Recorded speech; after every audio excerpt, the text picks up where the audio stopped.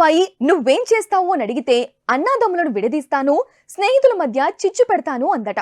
అందుకు మరో ఉదాహరణే ఈ ఉదంతం. త్రివిక్రమ్ దర్శకుడిగా మారినప్పుడు రకరకాల బ్యానర్స్ లో పనిచేశాడు. హారికా హాసిని బ్యానర్ తో టైఅప్ అయిన తర్వాత మరో బ్యానర్ లో సినిమా చేయలేదు.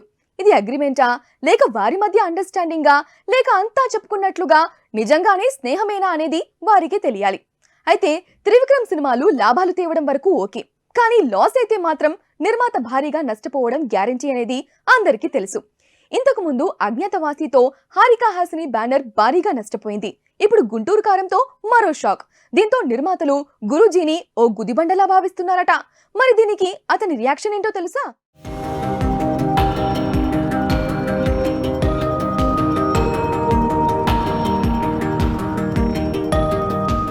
త్రివిక్రమ్ కు హారికా హాసిని బ్యానర్ తో జులై సినిమా నుంచి బంధం మొదలైంది.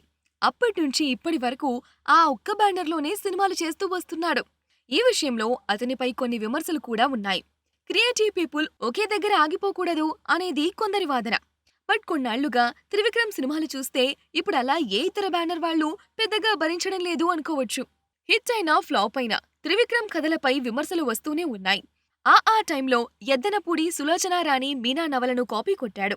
అంతా విమర్శించాక టైటిల్స్ లో ఆమె పేరు వేశాడు. తాజాగా వచ్చిన గుంటూరు కారం కూడా ఎద్దనపూడి నవల నుంచి లేపేసిందే. ఇక అజ్ఞాతవాసి సైతం ఓ విదేశీ సినిమాకు కాపీ.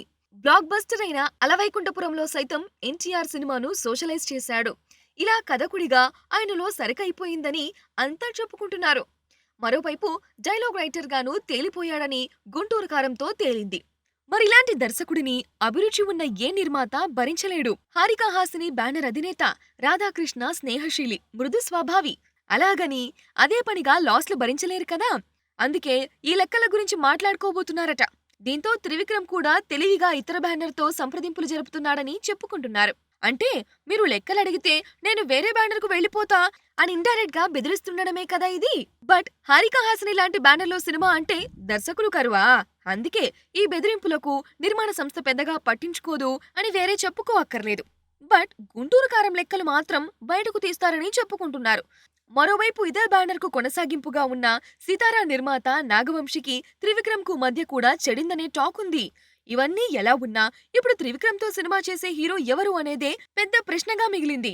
ఆ ప్రశ్నకు సమాధానం వస్తే అప్పుడతను హారికా హాసినిలో ఉంటాడా లేదా అనేది తేలిపోతుంది.